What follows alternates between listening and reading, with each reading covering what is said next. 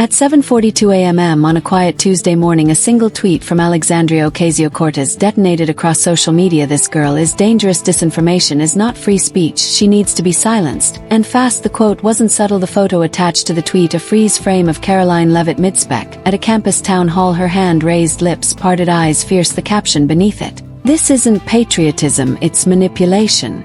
Within minutes, Shaq silence Karoline was trending on X. Within the hour, progressive influencers reposted it, liberal journalists dissected it, and panelists on The View grinned knowingly as they read it aloud like gospel. But what no one expected, what even AOC hadn't calculated, was how Karoline would respond, not with a tweet, not with a thread, but with a mic, a camera, and every single word read aloud. But that part was still hours away. At 8:07 a.m. Karoline was in a car scrolling through her phone. She didn't flinch when she saw AOC's tweet. She didn't even raise an eyebrow. Her aide Sarah was already panicking. She tagged CNN, MSNBC, The Washington Post. "She wants you blacklisted." Karoline stared out the window, voice level. "She doesn't want me blacklisted," she said. "She wants me erased." Then she turned to Sarah. "What time is the campus panel today?" 3 o'clock, live on C-SPAN, stream on X and YouTube. Karoline nodded. "Good, get me the full thread, every single tweet. I'm going to read it all on air with names. You want to respond to her on stage?" Karoline looked at her, calm as ever. "Number, I want to hold a mirror up and let the whole country see who's afraid of words." By 10:30 a.m. screenshots of AOC's tweet had crossed the aisle. Conservative commentators were already lighting fires. In return, a sitting congresswoman just said a political opponent should be silenced. "That's not democracy, that's tyranny." In heels, Karoline didn't retweet anything she didn't post. She prepared, while AOC added more fuel with follow up tweets branding Karoline's speeches code for extremism and veiled authoritarianism. Karoline printed them out, highlighted them, and placed them neatly in a leather folder. And at 2:15 p.m. when she arrived at the Georgetown auditorium for the nationally televised panel, she stepped out of the car with a thread in one hand and the Constitution in the other. The Georgetown auditorium was packed to the walls. Students, faculty, media, influencers, all packed in rows, some wide-eyed with anticipation. Others smirking behind their phones' cameras, were already rolling fingers, already hovering over record. The backdrop read, "Gen Z and the Future of Free Speech." A neutral title, but the room was anything but. Karoline Leavitt stood backstage, blazer, sharp cross necklace glinting faintly beneath her collar, the leather folder in her hands. It wasn't heavy, but it might as well have been made of steel. Her aide leaned in, whispering, "Campus moderators just got a revised script. AOC's tweet is in the intro." Karoline didn't blink. Of course it is. The panel moderator, a slick-haired media professor with glasses he never needed, strode out to the center stage with practiced confidence. He took the mic with a smirk. "Welcome, everyone, to what promises to be a lively conversation about the limits and liberties of speech in the digital age today. We're joined by journalists, activists, and figures of controversy." Laughter. Then he continued, "And unless you've been living under a rock, you know why today's discussion is trending even before it begins." A pause. The big screen behind him lit up, and there it was. "This girl is dangerous. Disinformation is not free speech. She needs to be silenced." And fast. Representative Alexandria Ocasio-Cortez. The crowd erupted. Some cheered wildly, others booed. Phones were raised like weapons. The moderator smirked again. "And now the subject of that tweet, Karoline Leavitt." Polite applause scattered awkwardly across the room. A few students clapped louder, but more were filming than welcoming. One person near the front held a handmade sign, "Silence isn't censorship, it's protection." Karoline stepped onto the stage, not quickly, not slowly, just with purpose. She didn't wave, didn't smile. She walked to her chair, placed her leather folder on the table, and calmly removed a single sheet. Then with deliberate motion she looked up at the moderator. "If you're going to start with a quote," she said into the mic, her voice clear, "you'd better be prepared for the rest." Gasps. Then silence. The panelists beside her, a journalist from The Atlantic and a student union activist, exchanged uneasy glances. Karoline opened the folder, and the whole room felt it. She wasn't here to defend herself, she was here to indict the entire narrative. Karoline sat tall in her chair, hands steady, eyes scanning the auditorium. The screen behind her still displayed the infamous AOC tweet. Phones were raised, smirks from the left, nervous whispers from the right. She leaned toward the microphone. Not slowly, not theatrically, but with purpose. She opened the leather folder. "This morning," she said, her voice smooth and measured, "a sitting member of Congress said I should be silenced." Gasps. "She didn't just disagree with me, she didn't just criticize me, she said I was dangerous and needed to be shut down." She held up the printed tweet in her hand. "You saw this one already," she said, tapping the page. "This girl is dangerous. Disinformation is not free speech. She needs to be silenced." Karoline paused, then smiled, not for charm but to mark her opening shot. "Well, Congresswoman, I hope you're watching." She turned the page because here's what you said next. She began to read. Karoline Leavitt represents everything wrong with youth politics. Ignorance masked as conviction. The room stirred. Some students cheered, others sat stiffly. Karoline kept reading. She uses free speech as a shield for hate. If she truly cared about America, she'd stop speaking and start learning. She looked up again, expression unchanged. Is that what free speech means now? She asked the crowd. Only for those who agree with you. Silence. She turned another page. I've asked networks to stop inviting her, platforms to stop boosting her clips. What she says isn't dialogue, it's disinformation dressed in lipstick. Now even the moderator shifted in his seat. Karoline slowly laid the page flat on the table. Lipstick, she repeated quietly. That's your critique, my lip gloss. The crowd tensed. She leaned forward slightly, locking eyes with a row of progressive student leaders in the front. I've read every word. I didn't come here to shout, I came here to show you that truth doesn't need to hide behind hashtags and retweets. One final page remained. She held it up, and this one was the quiet part. Said loud, she read. She's a puppet for Trump, dressed up for Gen Z, dangerous because she's convincing. We silence her or she spreads. The entire room froze. No applause, no laughter, just silence. Karoline placed the final page down, folded her hands, and looked directly at the moderator. I've been called a lot of things, she said calmly, but I've never been called that. Honest. Karoline's words still hung in the air like a verdict. The final tweet, we silence her or she spreads, echoed in the minds of every student, every moderator, every quiet journalist in the back row. The moderator shifted again, adjusting his notes. The other panelists looked visibly uncomfortable. They had come for a debate, but Karoline had turned it into something else entirely. Not defense, not retaliation, a reckoning. She took a breath and leaned forward again. There's something terrifying about someone who doesn't flinch when you try to shame her, she said, scanning the audience, and that's exactly what that tweet tried to do. A few students in the back stood up and began to clap. The rest remained seated, frozen, calculating. Karoline raised her hand gently to quiet the applause. I don't need cheering, she said. I need honesty from all of you. She lifted a small pocket-sized copy of the Constitution from her folder and held it up between her fingers. I swore to uphold this, she said, not as a lawyer, not as a politician, but as a citizen. Then she opened it, turning to a marked section. First Amendment. She read, Congress shall make no law abridging the freedom of speech. She looked up, expression calm but firm. That includes voices you don't like, that includes opinions you disagree with, that includes inconvenient truths. A murmur ran through the room. Ocasio-Cortez is a sitting member of Congress. Karoline continued, she has every right to disagree with me, she has every right to debate me, but when she uses her platform to call for my silencing, and that's not democracy, that's authoritarianism with better branding. A ripple of laughter, nervous but real, passed through the room. The moderator tried to cut in. Miss Leavitt, we'd like to pivot to. Karoline didn't look at him. I'm not done. The crowd stirred again. Some clapped. Others whispered. The tension was turning not into chaos, but into something rarer, clarity. She stood up. I'm 27 years old. I've been called a puppet, a parrot, a threat, a mistake, but I've never been called irrelevant, and that's why they're afraid. Then she looked directly into the nearest live stream camera. To every young woman watching, don't let them silence you with hashtags. Don't let them reduce you to outfits and buzzwords. They want you quiet because your voice terrifies them. A beat, and that's how you know it matters. Karoline's final line, that's how you know it matters, had cracked something open. For a moment, the room was still, then the shouting began. A group of students in the upper left section stood up, suddenly waving signs. Hate speech is not free speech. Protect marginalized voices, and speech has consequences. A young man in a progressive uprising hoodie shouted from the aisle. You don't get to hide behind the Constitution to spread bigotry. The crowd stirred. Some clapped in support, others booed the interruption. Karoline didn't flinch. She calmly set down her Constitution, looked directly at the protester, and responded into the mic. I'm not hiding behind anything. I'm standing in front of everything they want to tear down. More murmurs. The moderator stood to regain order, but Karoline beat him to it. To those of you who disagree with me, she said, turning toward the student protesters, I respect your right to speak. I didn't ask anyone to silence you, and I never will. That line landed. Some of the protesters paused. Here's what I won't respect, she continued, her voice still calm, still steady.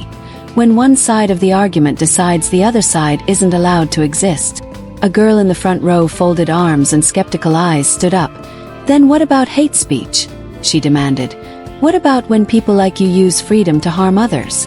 Karoline nodded slowly, acknowledging the question. Hate speech exists, she said plainly. But who gets to define it? The person in power, the trending hashtag, or the loudest voice in the room? Silence again. I've never used my platform to threaten anyone, she added, but I've used it to question everything, and that's what makes them nervous. One of the panelists, a professor from New York, leaned into his mic and muttered, You sure seem rehearsed. Karoline turned to him, eyebrows raised. "I'm not rehearsed," she said. "I'm prepared, there's a difference."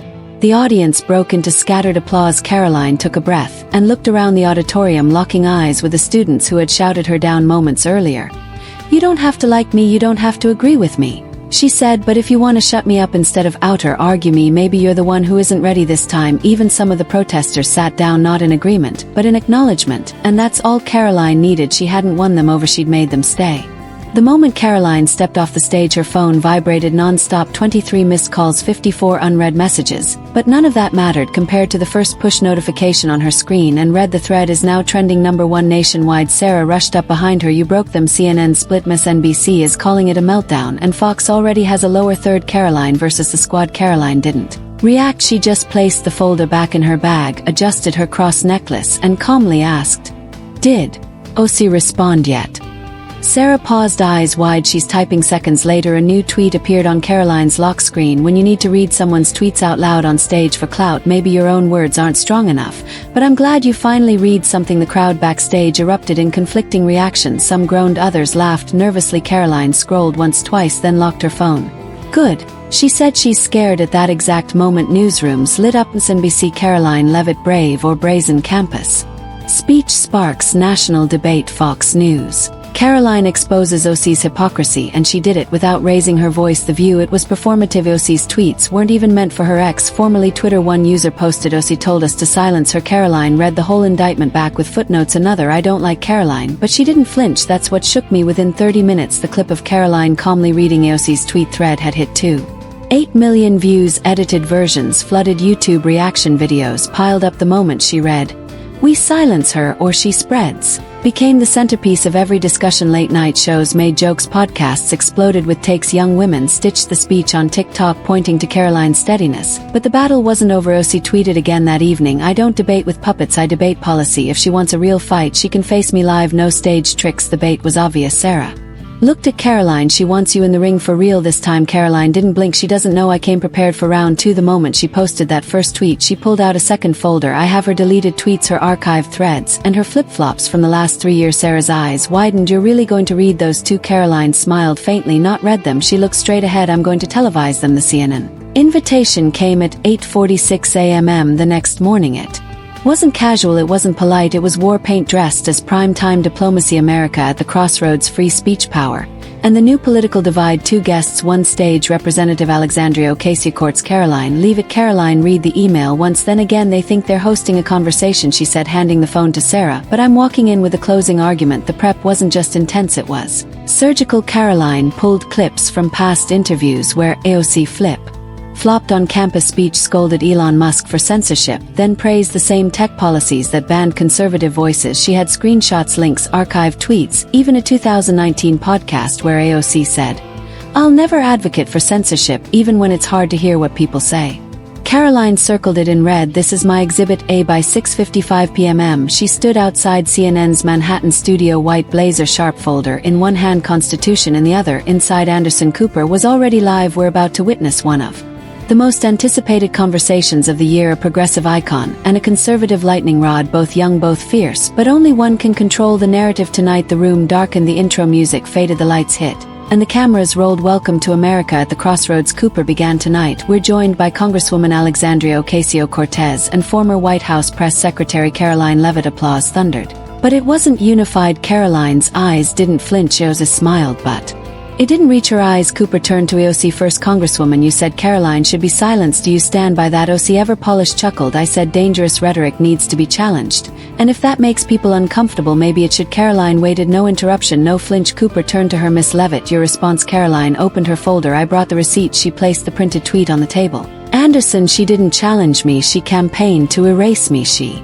slid the 2019 podcast quote across to him. "She doesn't believe in censorship, only when it benefits her side." AOC narrowed her eyes. "That quote's out of context." Karoline smiled. "I have the full audio. Want me to play it?" The room tensed. Cooper blinked. "Are you saying?" Karoline nodded. "I'm not here to argue, I'm here to read the record line by line." Karoline's fingers hovered briefly over her phone, then tapped play. From the tiny speaker, AOC's voice emerged, crisp, unmistakable. "I'll never advocate for Censorship, even if I hate what they say I'll defend their right to say it. It was dated, labeled source silence, blanketed the studio. Anderson Cooper blinked, thrown slightly off script. Congresswoman AOC cleared her throat, tried to laugh it off. Context matters. That was 4 years ago. Karoline leaned in, her voice low but sharp. And yet just 24 hours ago you tweeted that I should be silenced, not debated, not challenged. Silence. She pulled out another sheet. This one's from 2021. You praised Twitter for removing accounts that threaten democracy, but last month you criticized Elon Musk for letting those same accounts back. OC interrupted, her voice tightening. Those accounts spread violence. Karoline calmly overrode her. They shared articles, just like I do. The crowd stirred. Cooper tried to interject. Let's stick to the issue of public platforms. Karoline raised a finger, not to silence, but to signal there's more. She tapped her phone again. A second clip played AOC on a podcast in 2022 praising a controversial university speaker ban. If certain voices trigger violence or hate, we don't owe them a microphone. Karoline looked directly at her. And I guess I'm one of those voices now. Oz was losing her rhythm, her posture tightened. She shifted in her seat. You manipulate what I say, she snapped. You cherry pick. Karoline lifted her folder and calmly fanned open. I brought the whole tree.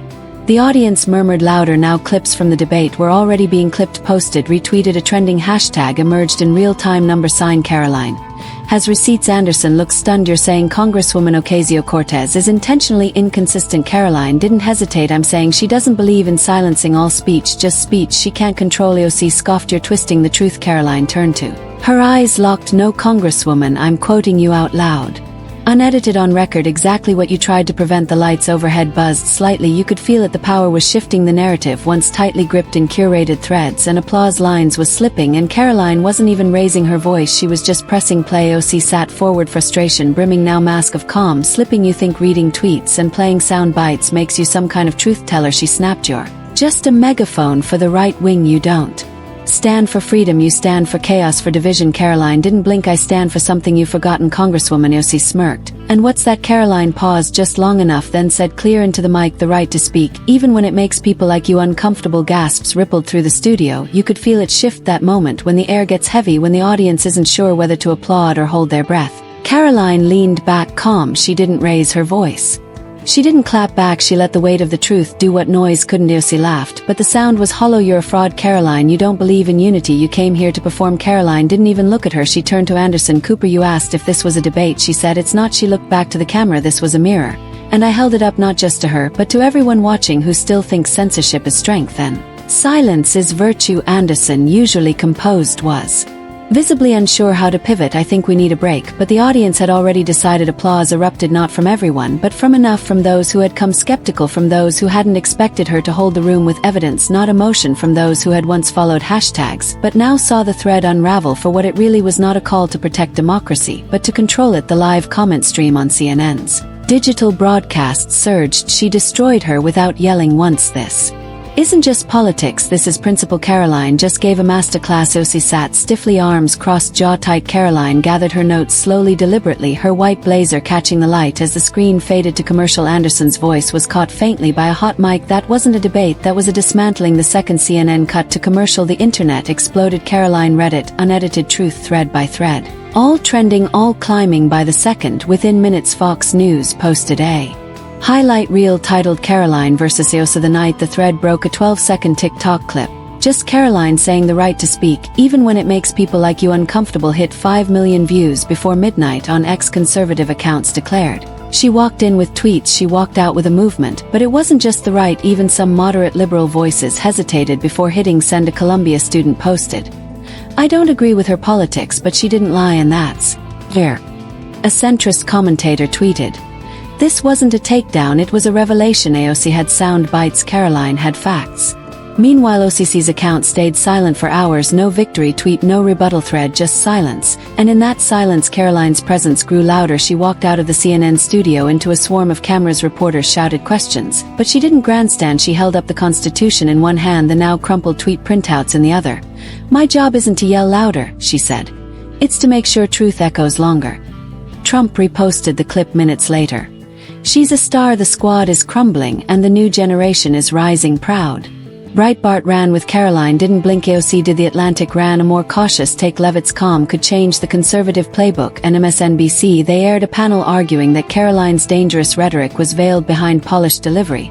But even some guests hesitated to criticize her directly. In the days that followed, campus groups invited her to speak. Young conservatives made her words into merch. Even independents began quoting her final line, "This wasn't a debate, it was a mirror." AOC returned to social media 3 days later. No thread, no fight, just one vague post. Politics shouldn't be a performance, we need substance. But it was too late. Karoline didn't need to perform, she just needed a microphone and the truth their threads were trying to bury. And when she read it out loud, America listened. In an age where tweets are weapons and silence is strategy, Karoline Leavitt chose neither. She chose the microphone, and she didn't just defend herself, she exposed the entire game. One page at a time, one lie at a time, and when the dust settled, it wasn't just a thread that unraveled, it was the illusion that anyone could silence her. Not now, not ever. Thanks for watching. See you in the next video.